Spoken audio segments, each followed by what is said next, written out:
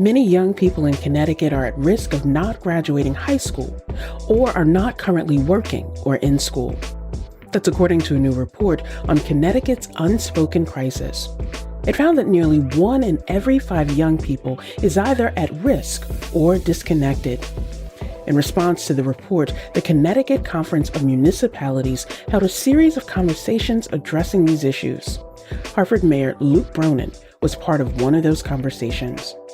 It's too easy for many people in many communities to think that's some other community's problem or somebody else's issue. But this report is pretty clear that this is everywhere. And it may not be visible or easily visible everywhere, but it's everywhere. This is Disrupted. I'm Kalila Brown-Dean. Today we dive deeper into some of the issues facing young people in our state. Later in the show, we'll hear from young people themselves about what it's like to grow up and attend school here in Connecticut. But first, Andrew Ferguson is Co-CEO of Dalio Education. Dalio Education works with schools and nonprofits in Connecticut to improve education outcomes. Dalio Education is the organization that commissioned Boston Consulting Group to create the report. They also help fund and launch the nonprofit Connecticut Rise Network. Andrew, welcome to Disrupted. Thank you so much for the opportunity to raise awareness about this important topic. It is an important topic, so let's get right to that topic and the newest report released by Dalio Education. It's called Connecticut's Unspoken Crisis. It looks at risk and disconnected young people. And some people, Andrew, may be familiar with the term at risk or think they know what it means. But let's start with the basic definition. How do you define disconnected young people and at-risk young people? So I appreciate that question very much, because let me first start by what it is not. So when we use the terms at risk or disconnected, we are not in any way talking about the young people themselves or anyone who shared in their lived experience. That is really important to understand. What we're trying to do to be as clear as we possibly can about the context, the circumstance in which they are living and growing up in this state. And so when we say at risk, we're talking about the context of a young person of high school age who's struggling to graduate school. And there could be at least 3 reasons why a young person might be at risk. One is a young person is struggling to pass the courses she or he needs to graduate.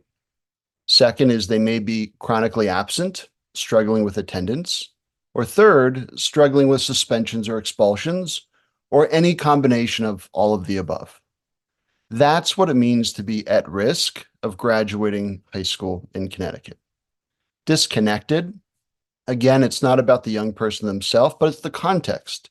Disconnection means that a young adult between the age of 14 to 26 may be moderately disconnected, meaning they could have a high school diploma, but presently they have no job and they have no connection to post-secondary education.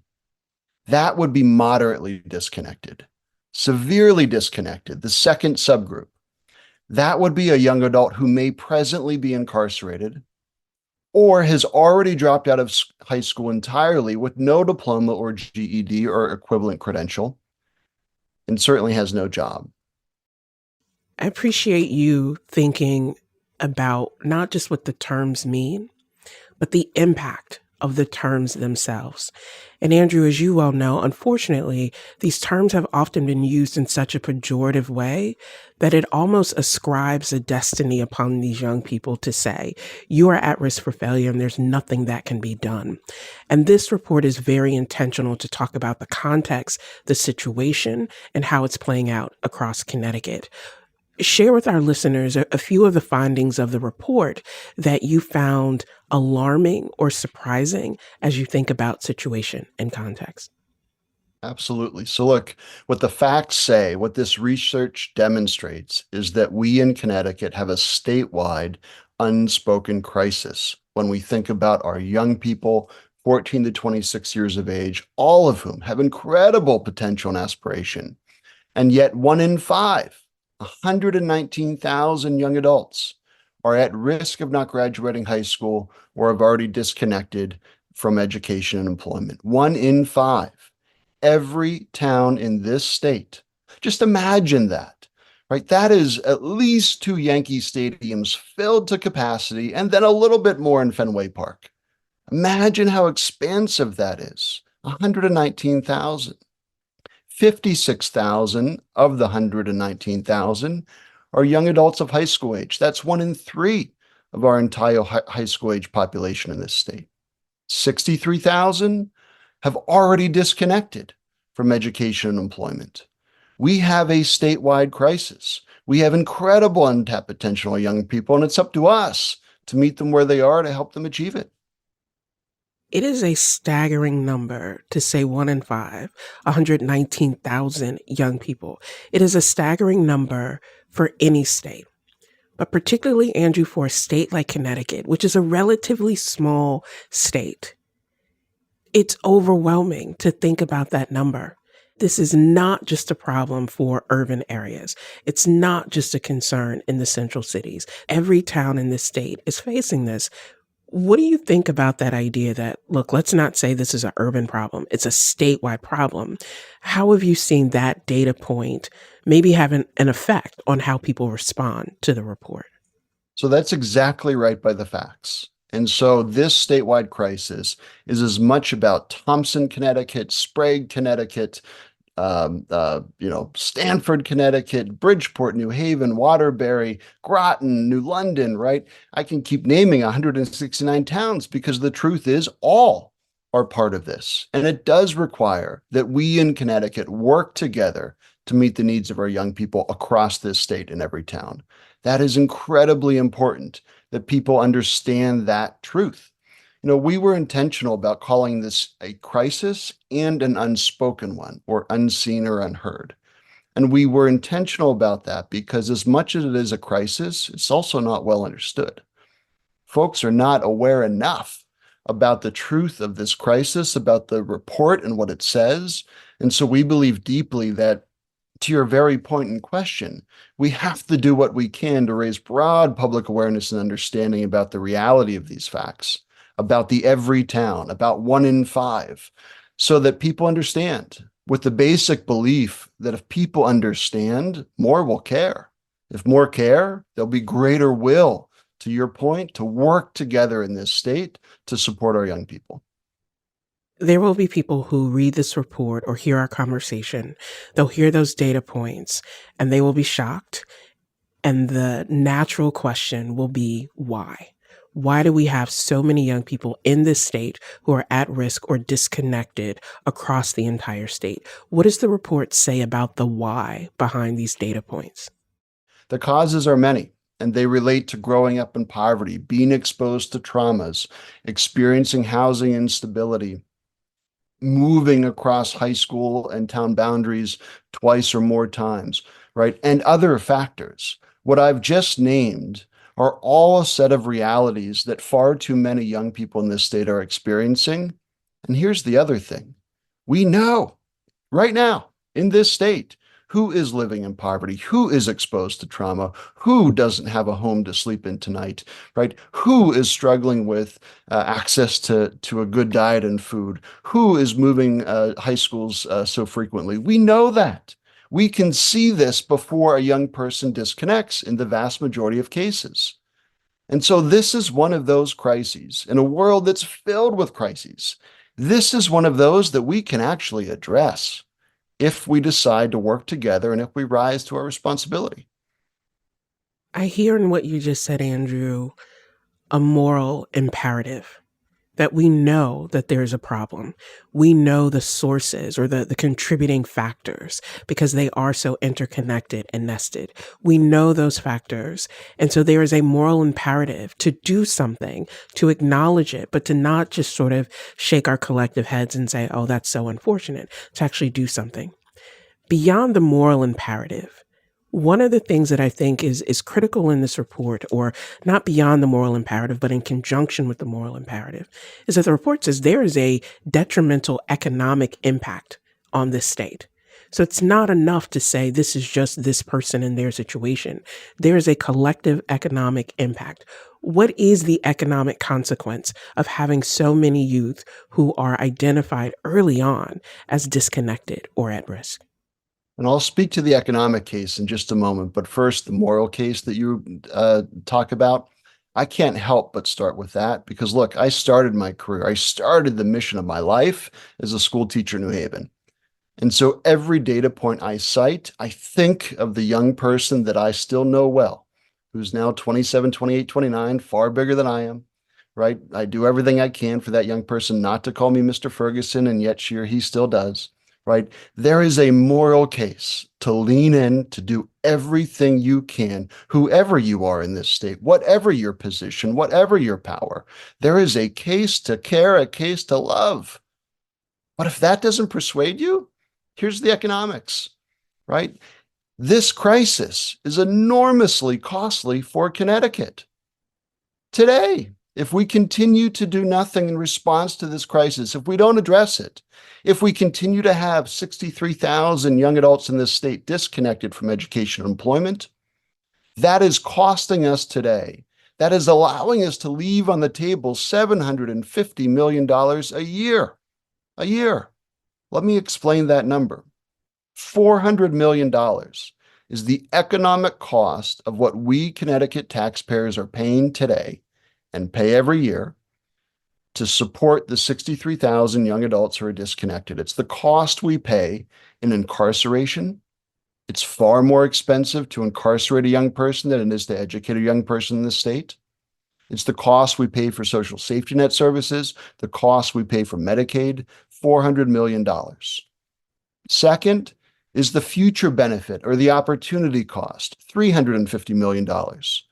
Imagine if these 63,000 young adults could get back on track and connect to one of the 100,000 plus unfilled jobs in today's labor market. We've looked at the data, we've looked at the jobs, we looked at what would be a competitive set of reasonable assumptions for a young person who's presently experiencing disconnection to get a job in Connecticut. And we've forecasted that out to say that over the next few years, if 56,000 of the current jobs in our market were filled, if young people were earning a wage, the revenue benefit to this state is $350 million. That's the economic cost on an annual basis. In addition to that is the GDP impact.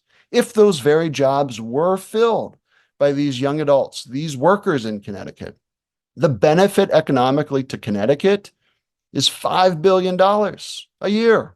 That's 2% of the entire Connecticut economy. That's what this report says. As I share these facts with economists and business leaders across this state, they respond to me to suggest they think that's actually understating the economic benefit that Connecticut could realize if we were to help young people get back on track.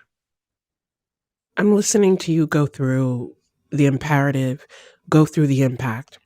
And it makes perfect sense, Andrew. Yes, of course, we should do this. We need to do something now. Our state is aging. We need to intervene right now. Let's do it. And I am also keenly aware that unfortunately, when we talk about action, not just in Connecticut, but in general, it often becomes cloaked in partisan and ideological discourse because it would make sense to everyone. Yes, you want to have a vibrant economic situation that encourages entrepreneurship and innovation and creates a future for all of us. And yet, Andrew, simply, we have not gotten there. And I'm concerned about that. What's the response when you say to people, look, this shouldn't be about what Democrats want or what Republicans want or conservative or whatever it is. This should be about what's best for the state and how we move forward together. What's the reaction that you're getting to the report and to this imperative?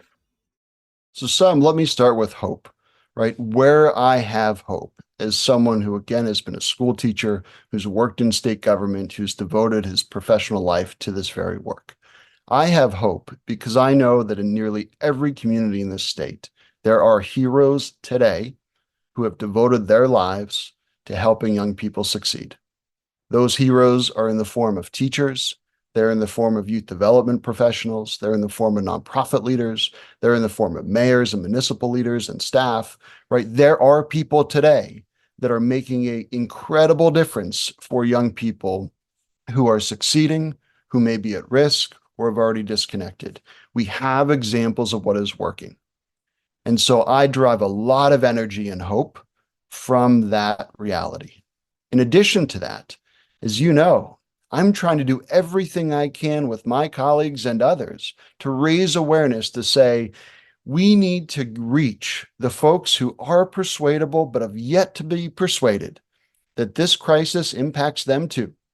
Whether they are a parent of a family in Groton, whether they're a parent of a family that's no longer in a school system, whether they're not a parent but simply just an employer, or any of the above, or somewhere in between.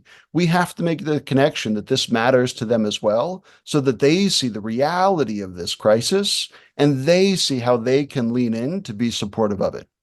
We don't have to convince everyone, but I think that when we are successful over time, and we'll stick with this, but when we succeed over time, we can persuade more people to join us. And the more people that join, to your question, the more likely we are to reach that tipping point of getting to a place of action at a level required in response to this statewide crisis. As you and I are having this conversation, I'm hosting 100 public school students on Quinnipiac's campus because I want them to come and imagine their future early on in that process.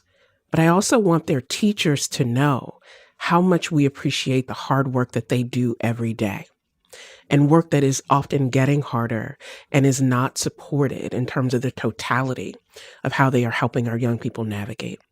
And it also, Andrew, has had me thinking a lot about, we know the numbers, we know the challenges, we know the examples, and in some ways exemplars of the solution. What would you say are 2 or 3 action items that people can take right where they are, wherever they find themselves across the state? What are things that can be done in order to address this crisis and ensure that it is no longer unspoken? So first, thank you. What you just shared of what you are choosing to do today, that is an example of you using some of the power you have at Quinnipiac to help young people see themselves being connected to success, see themselves and having possibilities. That matters. That's an example that others can follow. And part of the way we solve or address this crisis certainly involves some larger scale efforts and some larger policies, but it also involves things as practical and concrete as what you just shared. And so to your question, if you are a teacher, there is so much you probably are already doing today, but could be doing to ensure that a young person who may be 14 years old, struggling to pass Algebra 1, receives whatever support she or he needs. That concrete example is really important because we know there are 28,000 young adults in schools today who are off track because they're failing courses required to graduate. There are a whole set of practical things that can happen within the power of an educator in the context of a school to address this. But it's so much more than what happens in school. So there's also so much that a municipal leader or mayor could do. And so think about all the factors that we've talked about in this conversation today that are beyond school: housing instability, poverty, traumas, etc. A mayor can use her or his coordinating power to bring relevant actors and agencies and resources together across the community to which they represent and lead to ensure that we're coordinating more effectively in support of the needs of young people, especially those who are at risk and experiencing disconnection. If you are a funder, you can step up and you can fund, you can join us in funding organizations like the Connecticut Rise Network. There are terrific nonprofits in this state that have devoted their missions to this very crisis, and they are making an impact. You can see through the data that it matters. Those are at least 3 examples, and there are many, many more about what we in Connecticut can do to respond to this crisis today, as we continue the hard work of building broader public awareness to generate stronger will for stronger action. My last question builds on the word that you mentioned before, which is not just a feeling, it is an action. And that word is hope. And so I'm curious, Andrew, the report is out.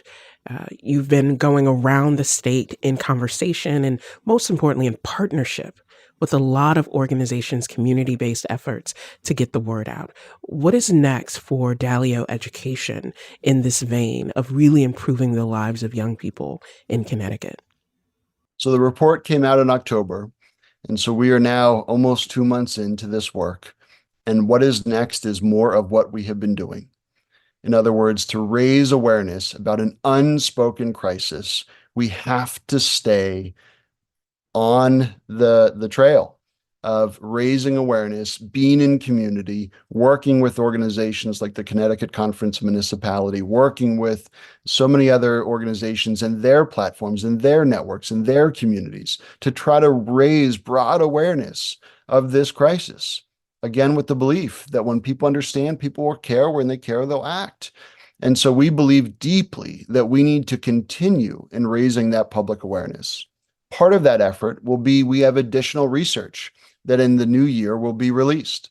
And so in addition to this report, which certainly is heavier on the data side, we've also been working with organizations to meet young people and interview young people about their lived experience from a qualitative research standpoint. And so we will have a lot to say. And actually, young people, will have a lot to say with our support in the new year. We've also been looking at organizations across this country that serve this population well, trying to learn from a very tactical and practical way. What is the best practice? What is working in this country? What can we lift up in Connecticut as examples of best in class? And then last, we continue to support organizations and school systems and others that are doing this work and doing it very well. So those big three things, those three categories is what Dalio Education has been doing, is doing, and will continue to do in response to this statewide crisis. Andrew Ferguson is Co-CEO of Dalio Education.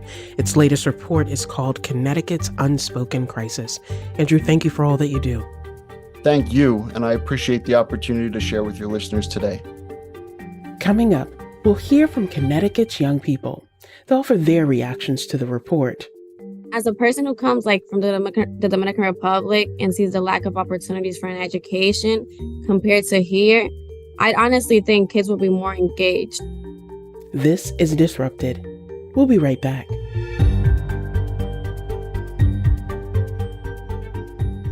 Welcome back to Disrupted. I'm Kalila Brown-Dean. Today we discuss how many young people are not engaged with school or working in Connecticut. Earlier in the show, we heard Hartford Mayor Luke Bronin speak on a panel about this crisis. Joshua Brown was also part of that panel. He works at DOMIS. It's a Stanford-based organization that engages and supports youth. Half of my life homeless, so the other half, though, again, with the right services, ambition, support, you can become something. Joshua says he later became a homeowner and assistant vice president at a bank after starting out as a young person in DOMIS's programs. Joshua's story is just one example of how young people in Connecticut can work through their challenges if they have the right help and support. We turn now to two young people in the state and hear their experiences. Yasmeli Segura is a student at Stanford High School. Since 5th grade, she's been part of programs at DOMIS. And Diego Felix grew up in Hartford. He was part of the Youth Service Corps at Our Piece of the Pie.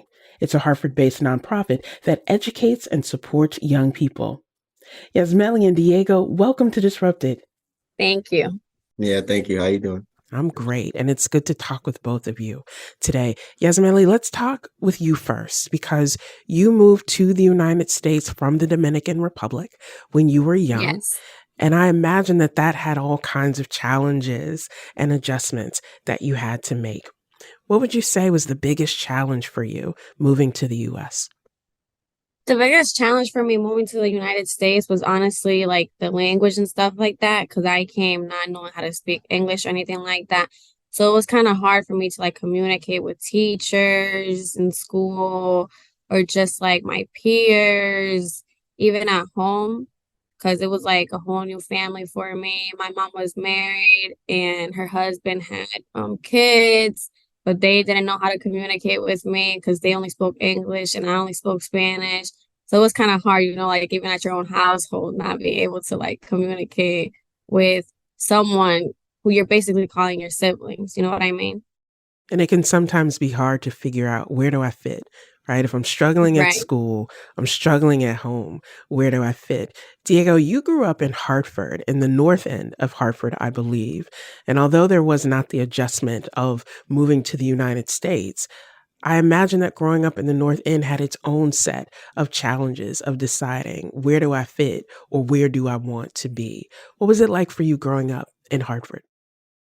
Like it was challenging because like I was like uncomfortable like going down the streets to go to school and like choosing my friends wisely and stuff because there was a lot of distractions and people were easily like more interested in like doing things that are like against the law. And so it wasn't that easy, like choosing who to be around and where to go to school at and stuff like that. Diego, let's talk about that a little more, because what you just mentioned is something that a lot of young people in our state deal with every day of, what do I do? What are my options? What's around me? And that challenge can sometimes have an impact on things like finishing your education or even knowing that that's a priority when you have so many other pressures coming at you every day.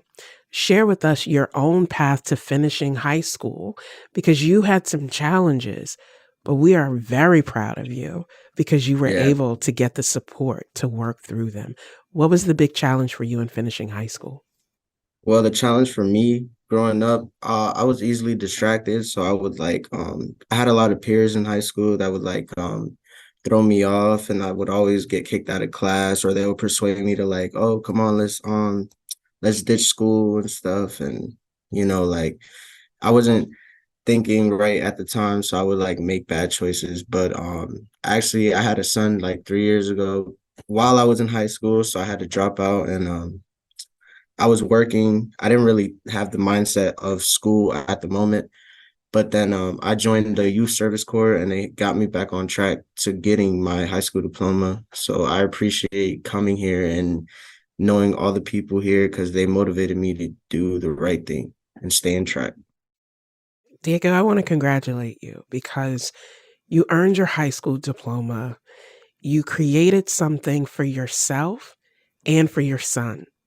And to Yeah. think about what the future is in times that can be very difficult. So I want to congratulate you for that.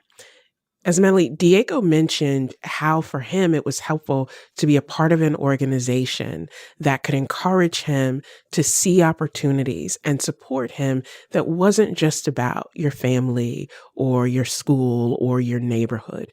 What's been helpful to you in terms of, I know that you started being involved with Domus in fifth grade. How has being a part of Domus and its programs helped you to navigate? They have been a constant source of support for me because I actually moved also from New Jersey to here. And in school, like I never had someone to talk to, somebody to go to, or somebody that could probably help my mom out when she wanted to know something about how I was doing in school or what was wrong with me. Because sometimes we tend to go to like other people instead of our parents. Um, so yeah, we didn't have that person that like we could talk to or anything like that. So just coming here and then getting involved in the Domus program was like such a great help for us because um if something's going on, my mom could just easily text my advocate or anyone and then she'll just know. Also there was a point in life where I was like low-key struggling with like finding myself and stuff like that. I honestly had no motivation. I think everybody goes to that stage in life though, like where they're like they don't know who they really are. But the Domus program has helped me quite a lot. They helped me stay on track with my academics and stuff like that, coming to school, all that. Esmeli, you mentioned having an advocate. What does it Yes. make you feel like to know that there is somebody who's believing in you, who's supporting you and encouraging you and can help you through the difficult times? What does that feel like for you? Like it honestly feels great because I don't know, sometimes I feel like everybody's against me and nobody believes in me but that person. And I'm saying them because I've had about 3 advocates already. And it's like they all show me the same source of support. Like they're always there for me. Whether it's like the littlest stuff, they still support me. You know, it's like an amazing feeling. I think everybody should have that person that they feel like they can go to and talk to them about any issues or anything like that. You know, just feel comfortable enough. And that's one thing that they provide for us. Like the first time you meet them, they provide a safe environment for us. They let us know that we can trust them. Like the bond is just great. Diego, as Yasmeli was speaking, I saw you shaking your head in agreement.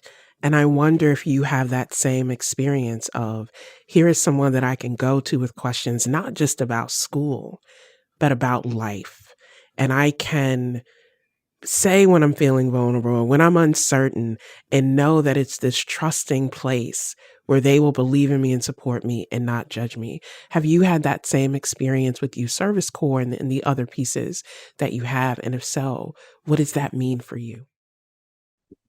Yes, I have the same situations. Like, I always feel like people are like against me as well, and there's like always a competition, but like I try to see it as a marathon. Like everybody's moving in their own pace, so I chose to like separate myself from a lot of people, and I have mentors here. I always have someone I could speak to, which helped me stay on track, like to see a tunnel vision, which really helped a lot. So I anytime I have any situation going on or anything, I speak to my mentor, and she guides me like to like, listen, you're doing good, just keep it up.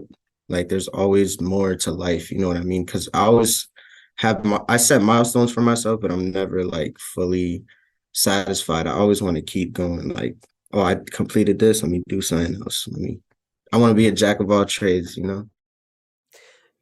I'm smiling as I'm listening to you, Diego, because as you and Yasmeli have talked about the mentors in your lives, the people who have supported you, who have helped you keep going, what I also hope the two of you realize is that just by saying what you have shared today, you will be helping other young people because they will hear you and say, yeah, that's me. I've been through that too. I too feel like somebody's against me, or I wonder what's next in my lives. And I don't think adults listen to young people enough to be able to do that. I want to start with you, Diego, and then to you, Yasmeli.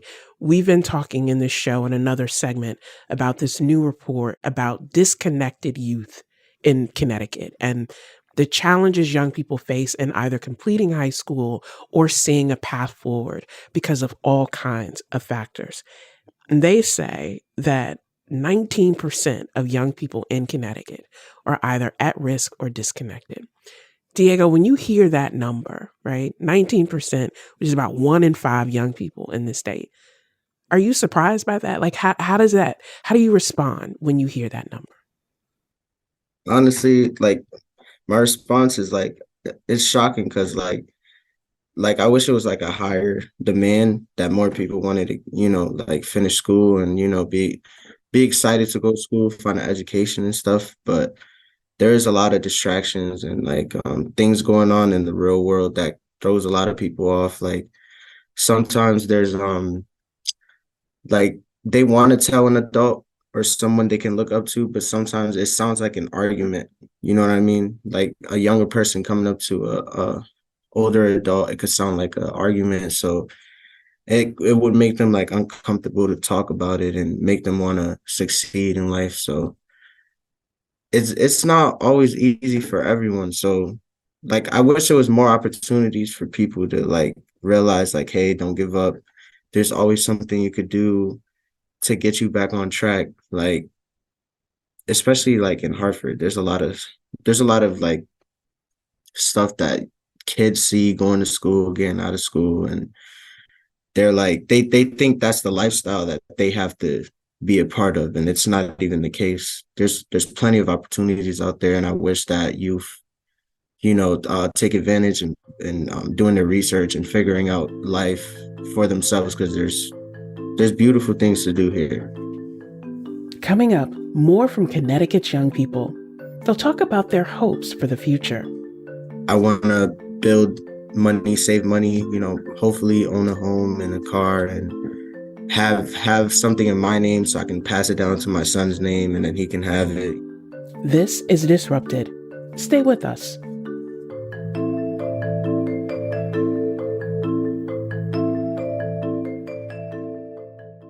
Welcome back to Disrupted. I'm Kalila Brown-Dean. This hour, we're talking about young people in our state and their engagement with school and employment. A new report shows that 19% of Connecticut's 14 to 26-year-olds are at risk or disconnected. That includes people who are at risk of not graduating high school, those who never finished, and people who did finish but aren't currently working or enrolled in post-secondary education. Before the break, I asked one of our young people, Diego Felix, to react to those numbers. I asked the same question to Yasmeli Segura. So, like Diego said, it's honestly super shocking to hear how many students are disconnected from education.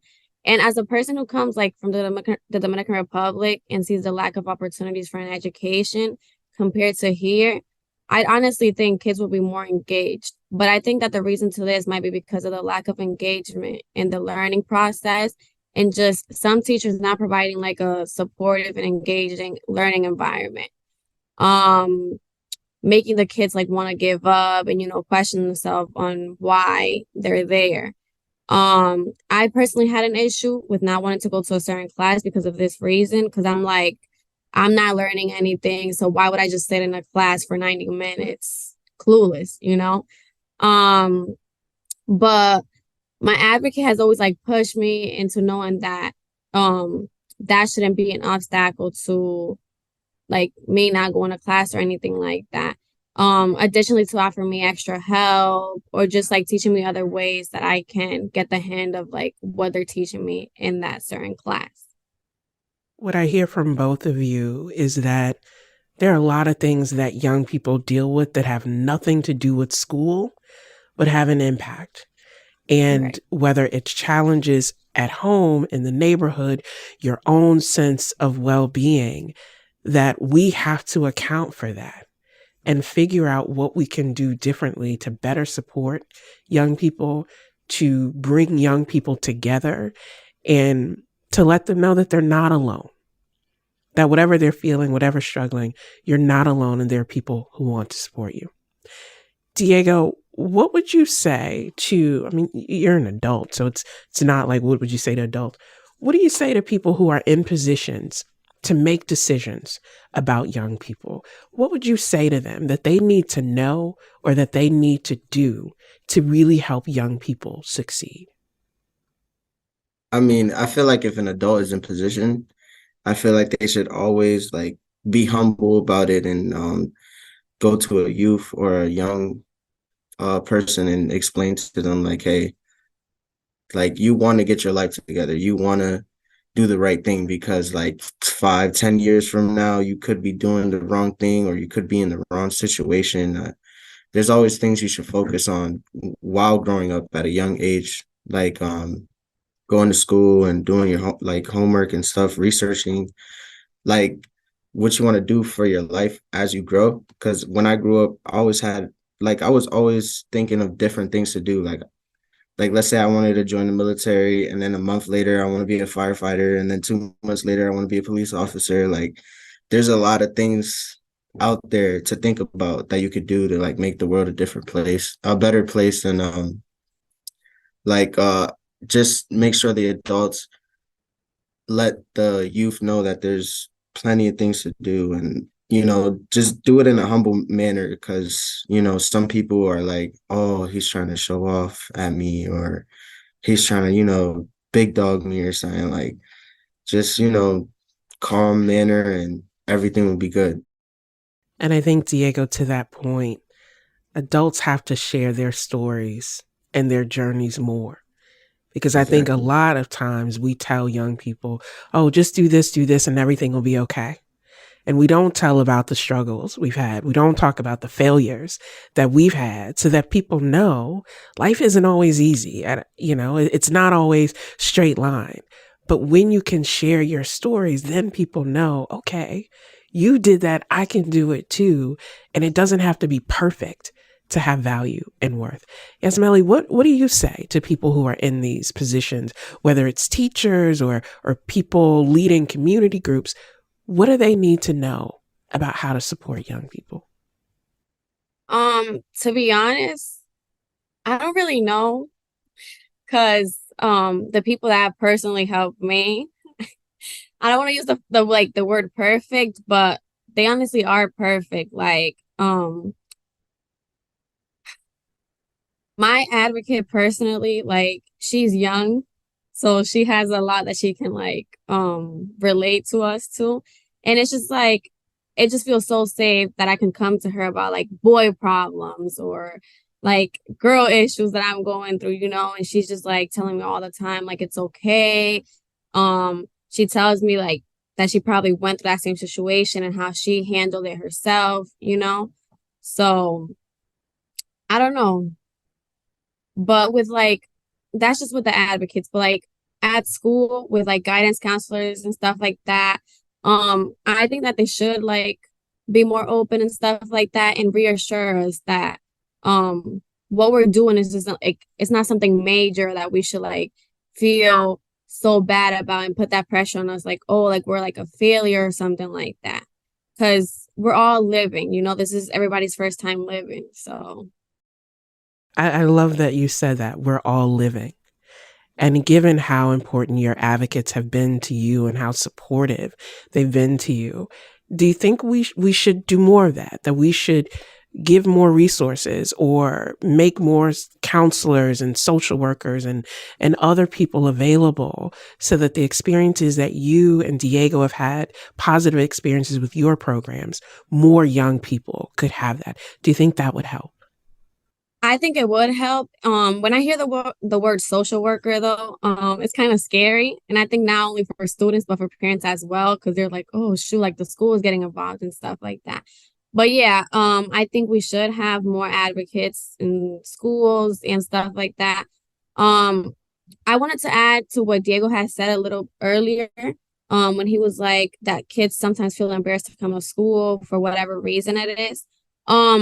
I don't come from a wealthy family, so like there, and my mom's a single parent, so there's times in which we struggle with like we struggle financially and stuff like that.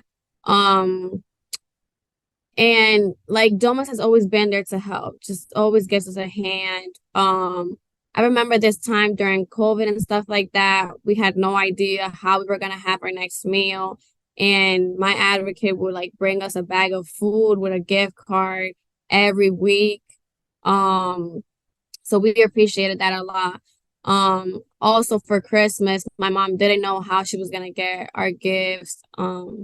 Mind you, there's 3 girls in the house and then plus her. But yeah, she didn't know how we're gonna get our Christmas gifts or anything. And that's like something special when it comes to kids, just waking up and seeing Christmas presents under their Christmas tree and stuff like that. And Domus just came in clutch, like we got our gifts and stuff like that. Anything that my mom needs, they help her with. I didn't have a coat for this winter and they provided me with one as long as as well as gloves and like a hat, you know. I mean, I love that you have support, but it also sounds like your family is being supported. And for so many young people, Correct. that's critical because it's hard to come to school when you're worried about mom or when you're worried about what's going to happen while you're away. Diego, I want to look ahead to the future because you have a little one that you are raising and you have dreams and hopes for yourself, which is so critical. Looking ahead to the future, what is it that you want to do or that you look into, we're going into a new year, 2024. What is it that you say, as Diego, this is what I want to do in the new year?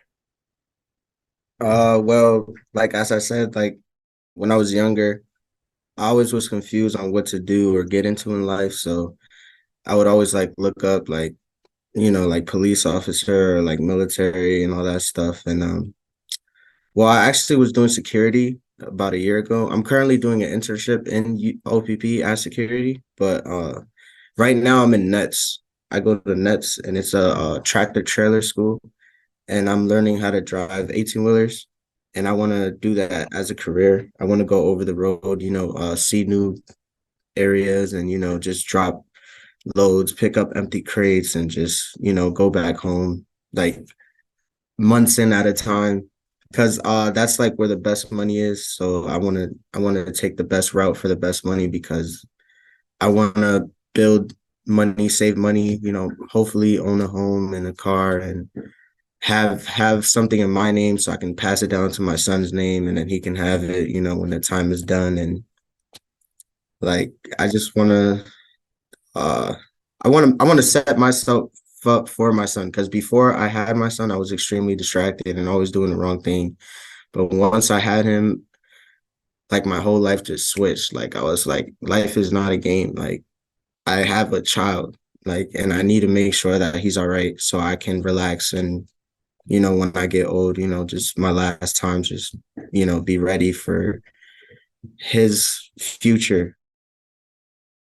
It's a beautiful thing to realize that your life has value, your life has meaning and purpose, that it's connected to your son, but that you bring value to this world that we need, and how you can then encourage the next generation to see that and understand it.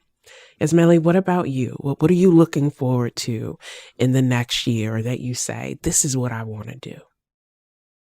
So unlike Diego, I still have a long way to go to college and stuff like that. But in the next year, one of my goals is to, number one, maintain great grades in school, because I want to go to college, and I want to be able to get like scholarships and stuff like that. Stay in school. My mom, she wasn't able to finish high school because she had me at the age of 15. So I want to be able to accomplish that, get my high school diploma, and then, go on to college. But before I do all of that, of course, I have to stay on track in school with my grades and attendance. Well, I want to thank both of you, because it has been my honor to be in conversation with you today. It has been a privilege to learn from the two of you, and really to be reminded that every day we can make a choice about how we support young people and their futures, and that everything that we need is right here with us, because you two represent young people who are doing it. And so we continue to wish you the best.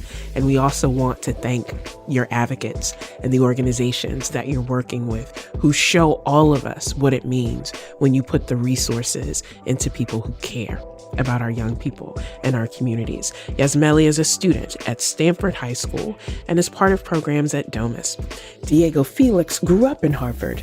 He was part of the Youth Service Corps at Our Piece of the Pie. Thank you both so much. Thank you. God bless you guys. Disrupted is produced by Kevin Chang Barnum, Wayne Edwards, Meg Dalton, and Katie Tolarski. You can listen to all the previous episodes of Disrupted by finding us wherever you get your podcasts. Just search for Disrupted and Connecticut Public. And if you love an episode, please remember to share it and leave us a comment. I'm Kalila Brown-Dean. Thanks for listening.